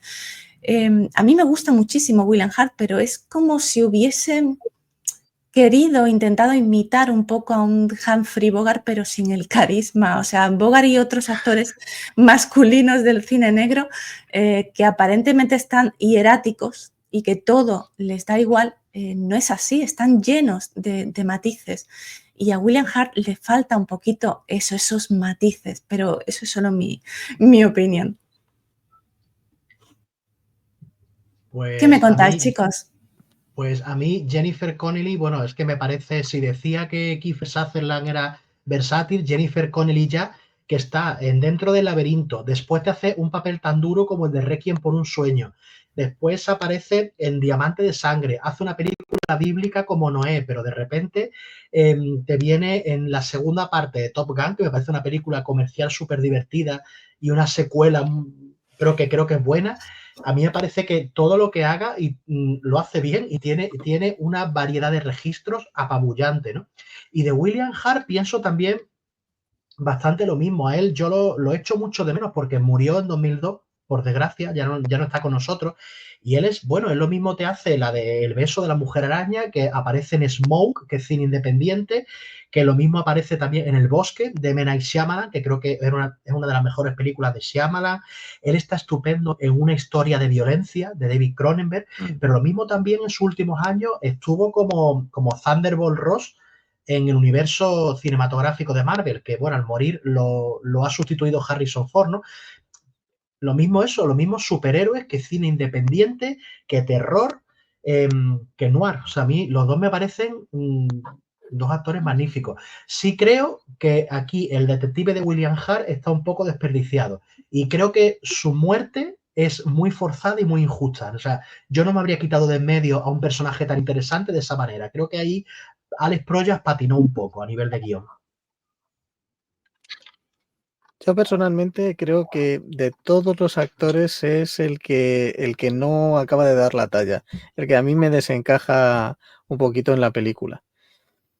Se puede a lo mejor decir que es por causa de esta mezcla que hacen los ocultos y tal. Pues no sabría decirlo, porque en un momento dado los actores tienen o pasan esas sincronizaciones y no sé si hay alteraciones. hay una cosa que se ve al principio, por ejemplo, que a uno de los policías le dice que tiene el zapato desatado. Y luego, al cabo de un tiempo, pues es el propio agente de policía el que le dice, oiga, que ahora lo tiene usted desatado. Entonces, esos pequeños detalles no lo acabo de ver. No, es un personaje que no me aporta demasiado al viaje del personaje. No sé, a lo mejor me pasa solo a mí, pero ¿qué os parece a vosotros? Es verdad que es un poco frío, no sé si en la interpretación, yo la verdad es que no tengo muy claro muchas veces por qué me gusta o no una interpretación, pero quizá también estaba en el guión, ¿no? O quizá fue un poco lo que se pactó allí o lo que él interpretó del personaje. Pero es verdad que queda un poco frío comparado con otros papeles. Es que también el elenco este es tan brutal, pero hay que decir de Jennifer, además está diciendo Huerta de Regletas, ¿no? Me ha agradado. A ver, la estética de la película va perfectamente además con el momento en el que le pilla a ella, que está deslumbrante, como siempre. Y luego, claro, o sea, tienes al prota que lo da todo, a Kiefer Sutherland, a los propios ocultos que hablábamos de ellos, ¿no? Que son personajes también muy potentes. Y es verdad que ese detective queda un poco como desdibujado en toda esta marea de locura, paranoia y ciencia ficción bizarra, ¿no? Entonces, sí que es verdad que quizás sea un poco, pues eso, ¿no? Más que otra cosa desaprovechado, porque luego el actor es un súper clasicazo también. Y aún así, a mí tampoco me parece que descuadre nada, pero sí que se queda un poco más frío que el resto. Hombre, yo creo que William Hart tiene que dar, mi opinión, da esa sensación de detective que va un poco perdido en la situación que va viendo, porque no entiende prácticamente nada. No entiende por qué no recuerda cuándo le dio su madre el acordeón. Luego los cordones es como si fuera, digamos, cuando es intercambio de recuerdos, ¿no? Porque se lo dice a uno, como ha dicho César, y luego el otro se lo dice a él, ¿no? Yo creo que él va viendo las cosas y las va siguiendo y sin comprender, va pensando y se siente como perdido. William Hart siempre, cuando hacía ese tipo de personajes, un poquito, digamos, que se muestra un poquito hierático, ¿no? Como expectante a lo que va a pasar, porque al principio es totalmente incrédulo, quiere cazar a un asesino en serie que mata a prostitutas, ¿no? Pero va viendo pequeños detalles que le van convenciendo de lo contrario. Yo creo que hace una actuación solvente. A ver, es una lástima cómo acaba al final, porque vaya muerte que tiene al final, por cierto. Pero yo creo que cumple con solvencia. Y al hilo de Jennifer Connelly, a ver, Jennifer Connelly no vamos a negar que es una preciosidad de chica, pero yo creo que a lo mejor para este momento del papel la veo como un poquito, digamos, como aniñada, ¿no? Como un poquito como demasiado, esa imagen demasiado niña, demasiado como de adolescente que a lo mejor no me encaja, ¿no? Como, por ejemplo, 2 años después sí que tenía esa imagen más madura en esta maravilla que es Requiem por un sueño y sobre todo, para mí, que es su mejor interpretación, la de Casa de Arena y Niebla, que es un peliculón absoluto, ¿no? Y a lo mejor aquí la veo un poquito niña. Ella está muy bien como actriz, ya digo que es una chica que entra por los ojos con su presencia y tal, pero yo creo que a lo mejor sería la que menos me pega en la película, te digo, más que por su actuación, por su presencia física, que la veo como demasiado, como si tuviera 15 años o 16 años, que no me pega con Rufus Sewell, no lo veo yo, digamos, esa química que parece que tiene que desprender la película, no se la veo del todo. Bueno, chicos, pues terminamos con actores. Este es el momento de tirar de escaleta, apuntes, toda la mierda por ahí que tengáis apuntada, vamos a empezar a tirar con ella. Porque escenas, no me habéis pedido ninguno, escenas que tengáis por ahí favoritas de la película. Es curioso porque hoy tengo a 4 personas y ninguno me habéis pedido. José, sí me dijiste que el final te gustaba mucho, ¿no? El final sí me gusta, lo puedo comentar, me lo puedo quedar si os parece. Pues empieza por el final. Empiezo por el final, la voy comentando Venga. como mi escena. Pues mirad, me parece que da una sorpresa, espectacular dentro, porque yo realmente no me esperaba que le iba a inyectar toda esa clase magistral en unos cuantos segundos de cómo acabar con los ocultos, ¿no? A mí el final me parece un giro totalmente inesperado que, digamos, juega con los tópicos de la épica, pero sabe Alex Proyas llevárselo bien a su terreno, ¿no? El final, una cosa que yo le veo, ¿vale? Yo le habría preguntado a los ocultos, o incluso al último oculto que ve en Murdoch, yo le habría preguntado... El único que queda.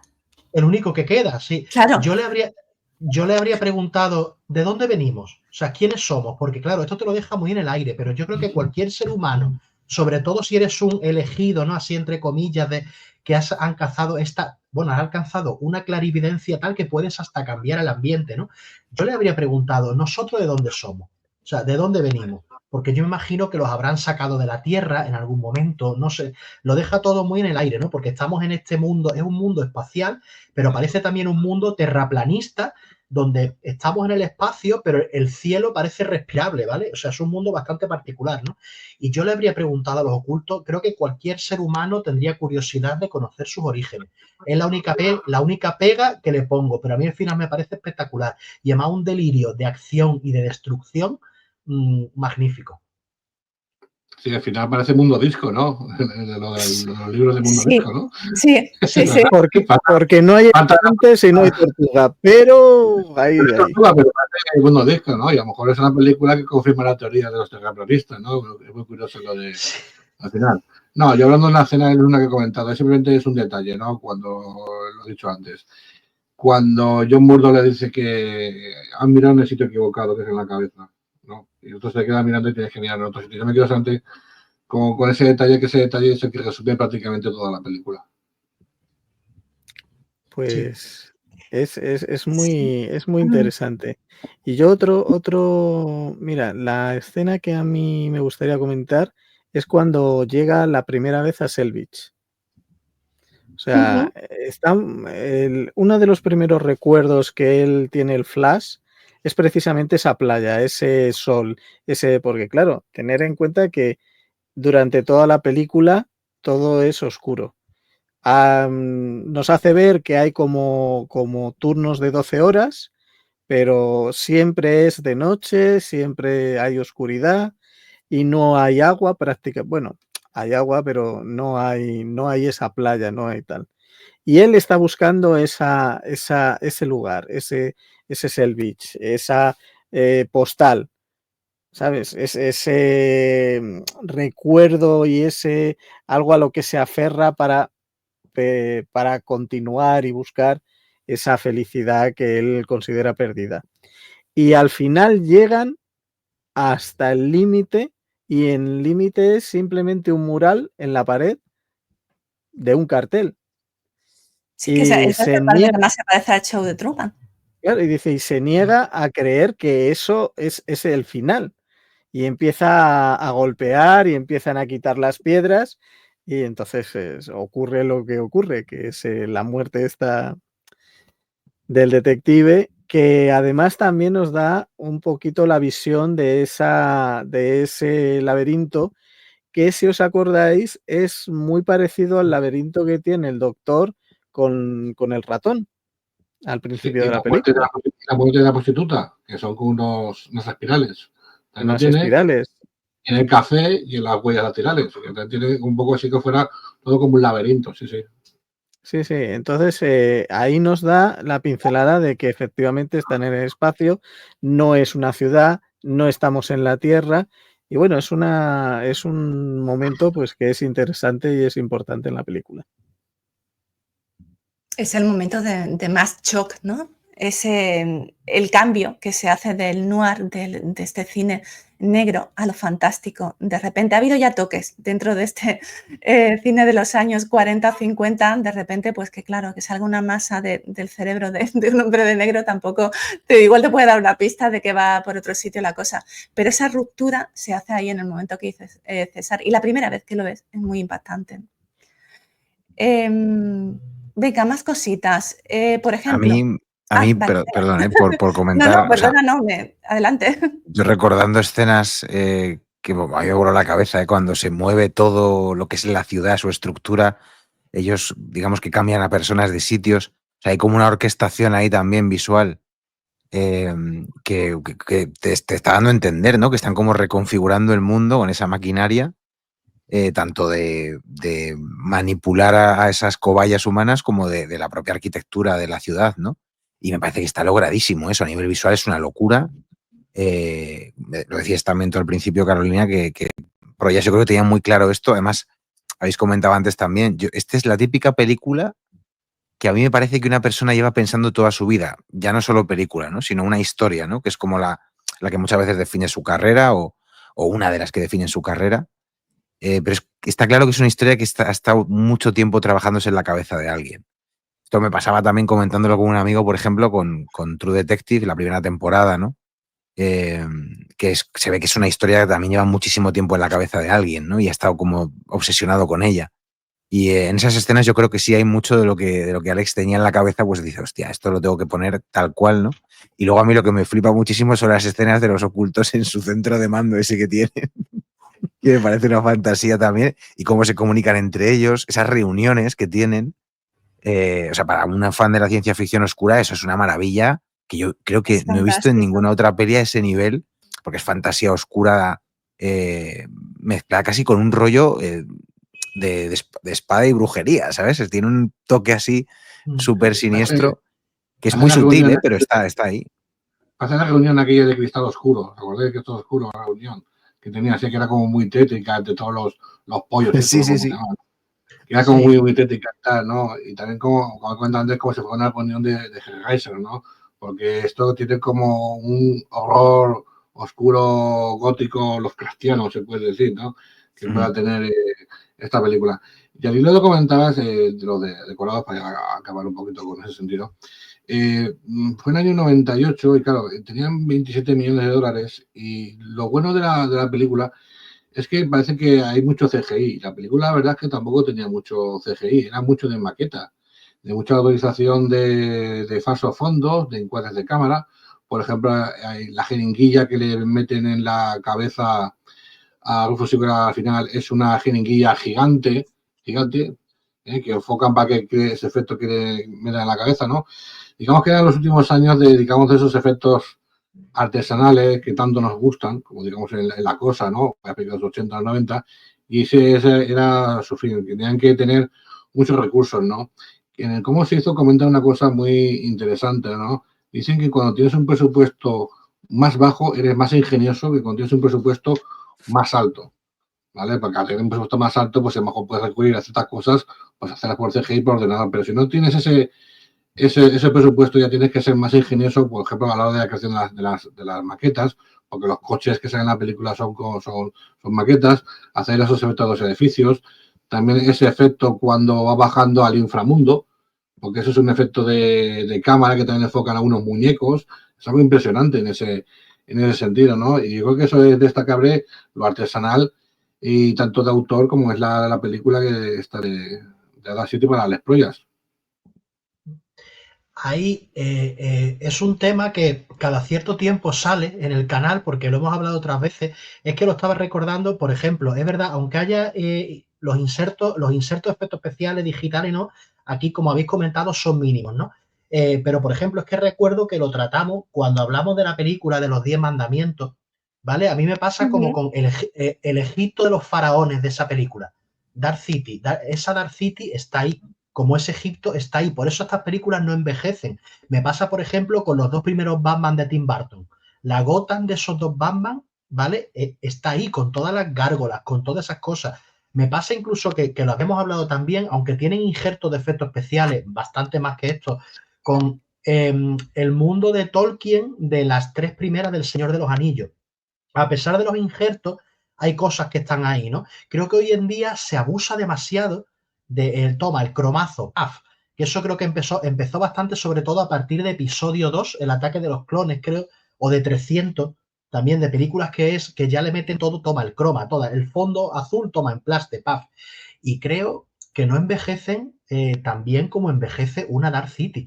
O sea, la mayor parte de lo que estamos viendo está ahí. O sea, y por eso el efecto es tangible. Y eso a mí me parece una maravilla. O sea, y estas películas me pasa igual con la anterior de Alex Proya, El Cuervo. Muchos planos de Dark City moviéndose me recuerdan a los planos, por ejemplo, del cuervo volando por la ciudad de noche. O sea, eso está ahí. Estás echando manos de maquetas, de cosas que están construidas.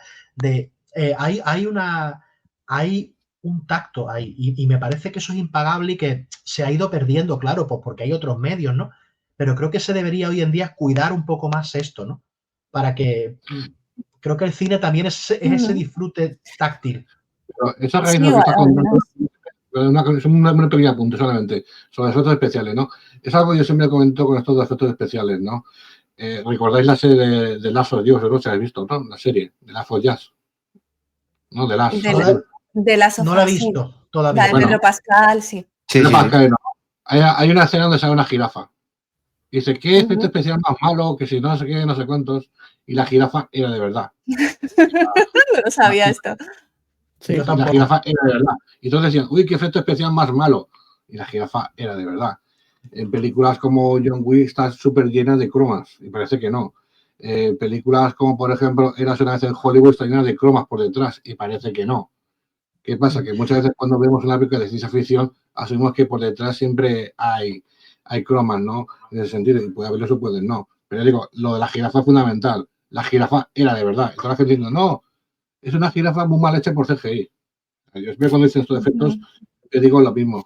Pero también ha comentado José, es eso, que son películas que son del año 98, películas como esta, o por ejemplo, de 8 años antes, como El Desafío Total, que esos efectos especiales son bestiales. Son bestiales y son más artesanales. Y son una pasada. O también, como comentaba, perdón, cuando yo vi la cosa. La cosa, evidentemente, ya estamos con los efectos artesanales de la época. Es excepcional. Y luego dicen, no, es que la secuela no tiene los mismos efectos. Pero yo cuando vi cómo se hizo, me dijeron, dice, vamos a ver, es que en los tiempos de ahora ya hay que hacerlo ya todo con ordenador. Primero porque nos sale más barato. Segundo porque sale más rentable. Ya no es porque, es que en aquella época era porque no podían hacer otra cosa. Pues a lo mejor en los años 80 hubieran tenido ordenador, o los hubieran hecho por ordenador o por CGI. Es que cada película depende de la tecnología de la época. Es como Parque Jurásico. Parque Jurásico es impresionante, pues los efectos especiales tocan de la época. Pero antes Parque Jurásico, Jurassic World, son todos de CGI. De la Es que parte que hay... estaba... a ver, sí, Sí, no, José. comentar una cosa. A veces, ¿qué pasa? Hay casos sangrantes porque recuerdo, y además que esto fue en 2023, ¿vale? Hubo un caso muy sangrante de película que era The Flash, ¿vale? Que a mí la película me gustó a nivel argumental. Creo que era nostálgica, bonita, pero claro, esta película tenía uno de los cromas más horrendos y malos y cutres que yo he visto. Y no... Y es verdad que ese universo DC antiguo, digamos, bueno, antiguo, que tiene pocos años, ese universo DC lo han cerrado de mala manera porque lo van a reiniciar ahora con el nuevo de James Gunn. Es verdad que fue muy lioso todo lo que pasó, pero no es propio de una película de un personaje como de Flash, de DC, que tenga ese croma tan horroroso, ¿no? Y es que yo me acuerdo que hubo debate en Twitter en 2023 con este tema, ¿no? Porque la gente lo comentaba y decía, no, por favor, no vamos a, ¿cómo nos permitimos estos cromas tan horrorosos hoy en día? Hubo debate, si recuerdas, en nuestro grupo de WhatsApp hubo debate con Flash. También eso, con The por Flash. ejemplo, ¿eso resta a la película? ¿Le resta algo a la película? Es por ejemplo, The Rock, que en la segunda parte de La Momia, que es un efecto especial horrible, espantoso. El Rey Escorpión. El Escorpión. No el Rey Escorpión, que está horrible. No le resta a la película, ¿no? Yo creo a mí es que me pasa una cosa. A mí es que La Momia 2 no me gusta. Ya podéis tirarme hachas y tal. O sea, no me gusta La Momia 2. O sea, a casi todo el mundo le gusta, pero a mí no me gusta esa. Me gusta la 1 y ya está.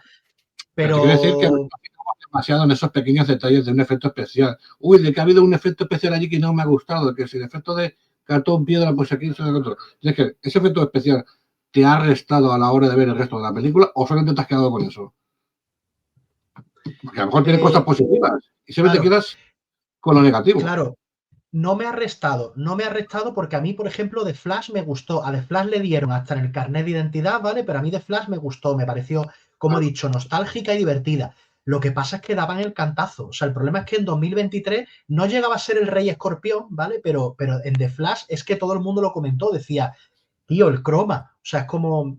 Se notaba la desgana, se notaba que estaban también cerrando ese universo de mala manera para salir adelante y a lo mejor no queda artísticamente todo lo que podría, sobre todo porque no lo está haciendo, joder, es que es DC Comics, es la compañía de Superman y de Batman y de Wonder Woman. ¿Sabéis lo que os digo? O sea, ahora que la película me gustó, es verdad que tampoco me afectó especialmente, me chocó. Pero fíjate, esta que estás comentando de Flash seguramente envejezca bastante mal.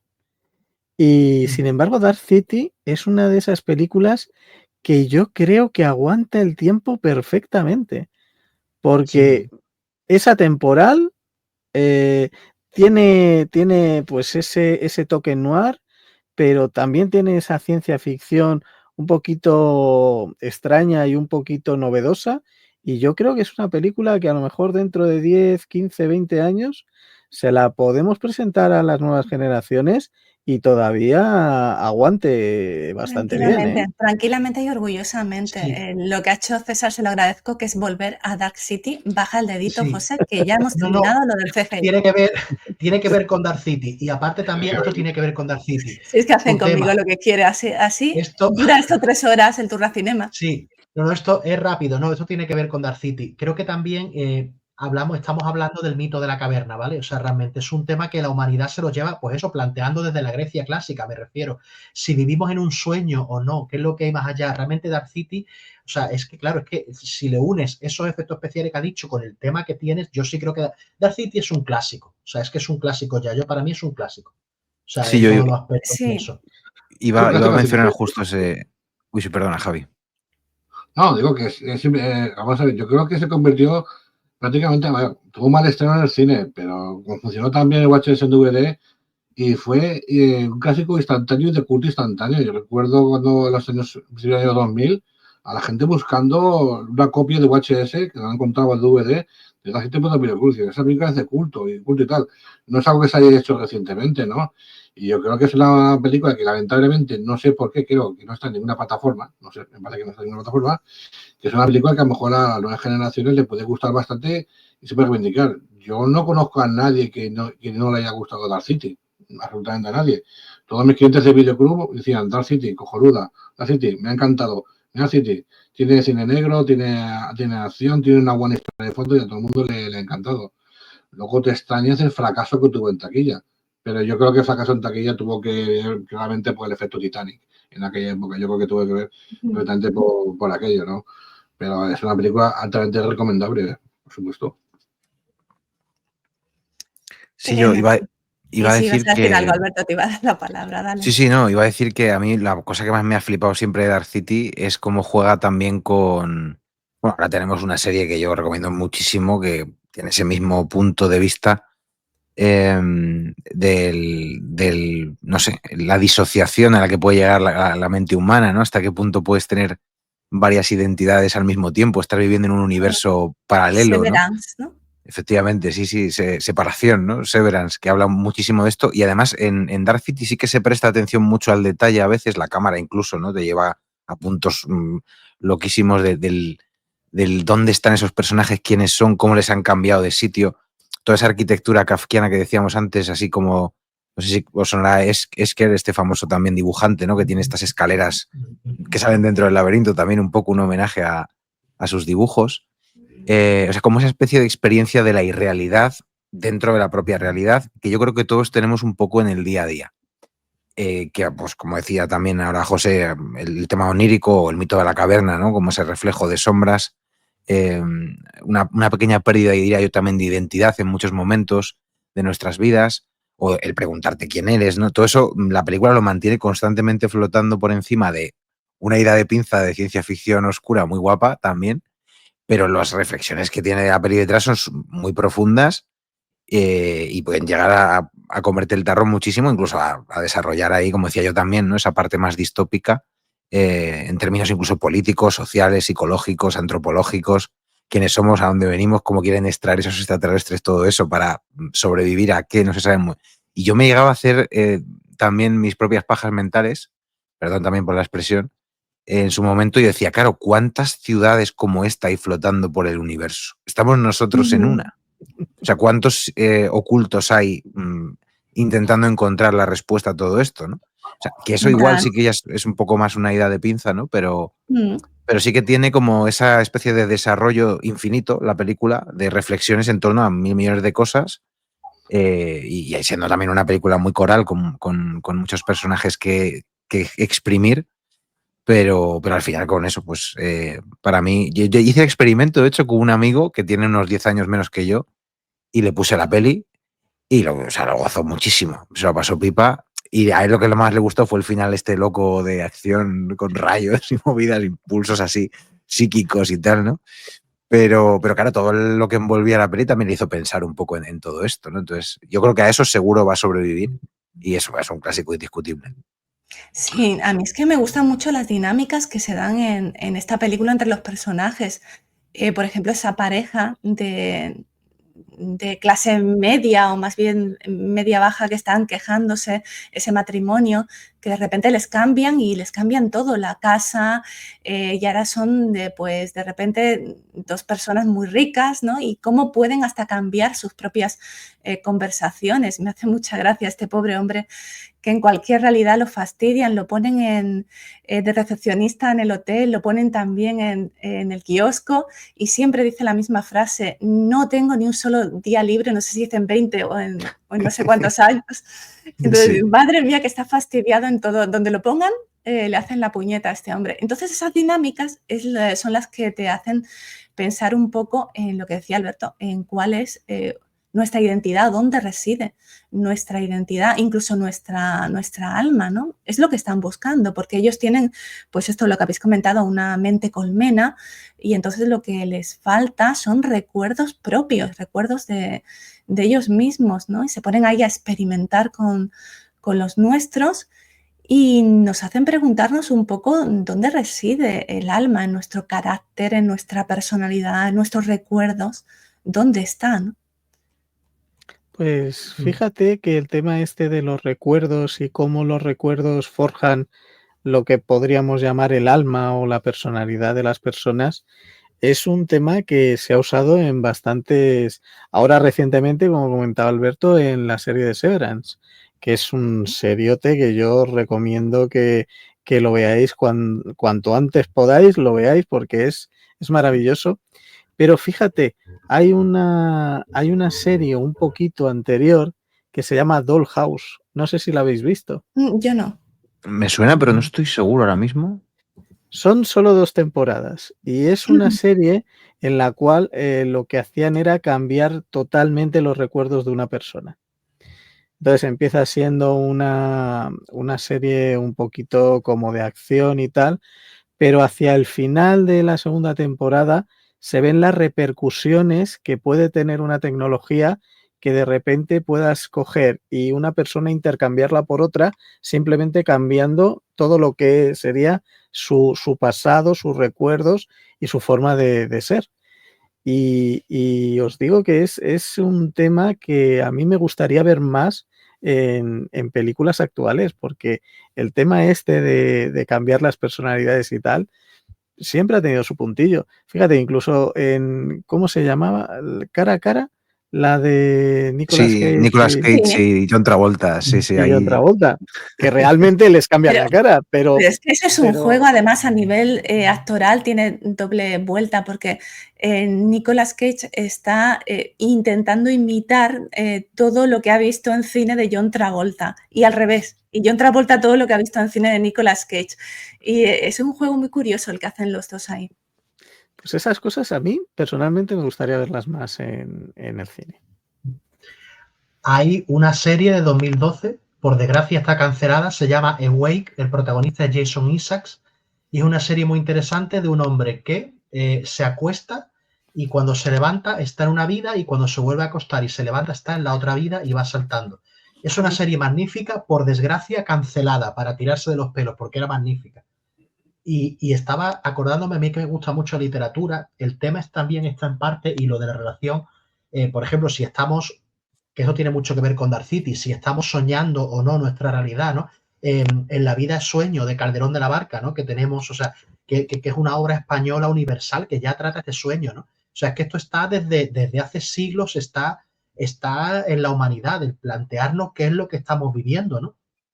Y bueno, en la propia Matrix, incluso en la propia Inception de Christopher Nolan, en Paprika de Satoshi Kon, esas que hemos tocado, o sea, es un tema que siempre va, creo que siempre va a estar ahí, porque la humanidad se plantea eso, o sea, desde la antigüedad, desde la Edad Media, desde la Edad Moderna. O sea, eso está ahí. O sea, y creo que por eso Dark City nos va a seguir sugestionando tanto y haciéndonos, destrozándonos la cabeza, ¿no? Y luego la historia de amor de los protagonistas, que es muy curiosa porque ninguno se recuerdan y sin embargo se enamoran, ¿no? Es muy curiosa esta historia entre ellos dos. A mí Sí, me gusta mucho. Hay un momento y también en el que Jennifer Connelly le dice, es Emma, creo, sí, Emma, a John Murdoch, yo te quiero y eso no se puede fingir, ¿no? Es muy curioso todos los temas que poquito a poco esta película te va dejando ahí para que luego tú recojas. Eso lo he sí, comentado, que han y buscado el sitio eso, equivocado. Buscado el sitio equivocado, que han buscado en el corazón, más que en la cabeza. Por eso ella está enamorada de él, pero claro, ese sentimiento de enamorarse no está aquí, está en el corazón. claro, es otra cosa más que los ocultos no entienden, claro. O sea, es los humanos que somos especiales, ¿no? Para bien y para mal en todo esto. Chicos, estamos terminando. Dark City. ¿Qué tal? ¿Por qué la recomendáis? Dark City. Pues Bueno, porque yo... ¿Quién empieza? José y Javi se Da- están peleando hoy siempre, todo el dale tú, programa a Javi. ver quién habla. Dale tú, Javi, No, ahora yo, tú. es muy sencillo. No, yo lo he comentado siempre, ¿no? Dark City es súper comentable porque yo creo que incluso un poquito antes que Matrix marcó como una especie de punto de inflexión en el tema de la ciencia ficción tipo existencialista y filosófica antes que Matrix, ¿no? Además, la mezcla de género está muy balanceada. El cine negro, cine de ciencia ficción, incluso ese toque, digamos, de terror, está todo muy bien equilibrado, ¿no? Es una película que una vez vista no olvidas, ya no solamente por el giro argumental que da y esa parte final, ¿no? Sino por todas esas reflexiones que hemos comentado aquí en todo el podcast, reflexiones humanas sobre dónde está el verdadero ser humano, si está en el cerebro, si está en el corazón, si está en el alma. Y yo creo que lo que he comentado yo, que en definitiva cada ser humano es distinto, cada ser humano es un mundo propio y no esa mentalidad colectiva que pretenden los extraños, ¿no? Yo creo que es una película que digamos que a medida que uno va creciendo y tiene cierta madurez, la va apreciando muchísimo más.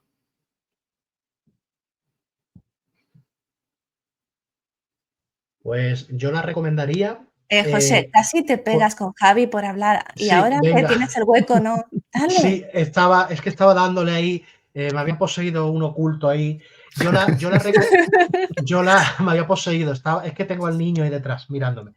Yo la recomendaría por todo lo que ha dicho Javi y además por una cosa. Creo que hoy en día, esto lo veo mucho en lo que llamamos Film Twitter o Film Blue Sky.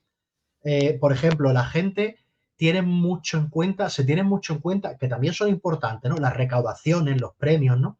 Pero también Dark City es un ejemplo de que una película o un libro o un cómic o un disco, o sea, puede fracasar en un momento inicial y tener una gestación muy complicada y meterse un batacazo, nada más salir, pero puede que culturalmente se vaya convirtiendo en algo de culto, ¿no? Esto le pasó a Dark City, como hemos comentado, después ya la segunda vida del videoclub, ahora posiblemente la segunda vida pues sea en la plataforma, incluso la gente que se la mire pirata por internet y que mueva el boca a boca por las redes, ¿no?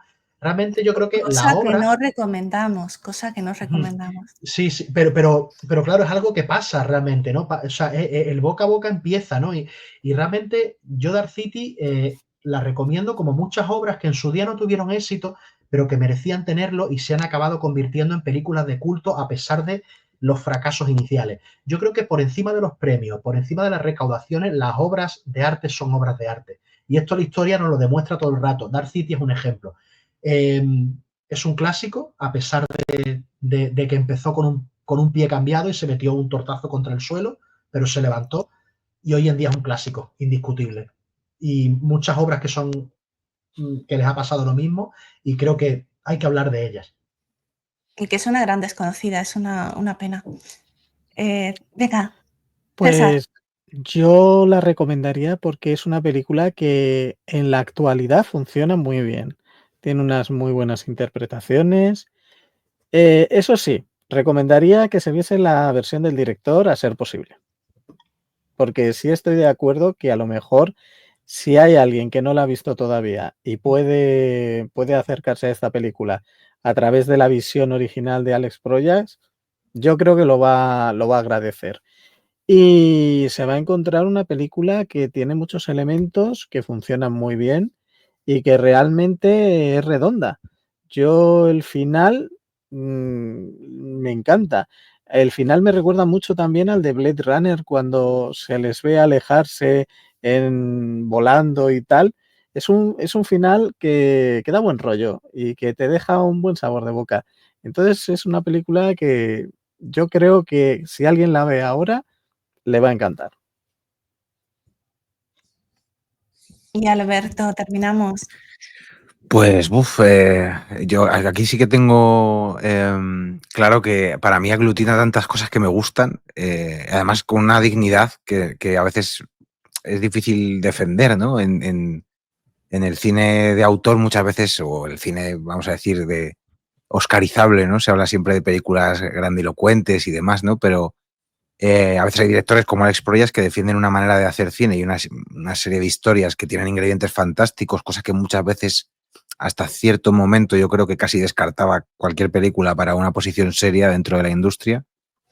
Y sin embargo, esto se lo toma muy en serio Alex Proyas para convertirla en una película de culto, yo creo, desde que la concibe, me imagino que en su juventud, hasta que la termina de hacer y bueno, con esa lucha que tuvo, como decía César también, ¿no? Que había que ver la película de la versión del director, ¿no? Pero sí que creo que reivindica un poco toda esa mezcla de géneros, algunos de ellos clásicos del cine, muy respetables, con una movida fantástica, épica y de ciencia ficción, y lo hacen de forma brillante. Entonces, solo por eso creo que es una película que ha sido extremadamente influyente en lo que se ha hecho después, a niveles que no podemos concebir probablemente, pero en el mundo del cómic, de los videojuegos, del cine, evidentemente, de las series.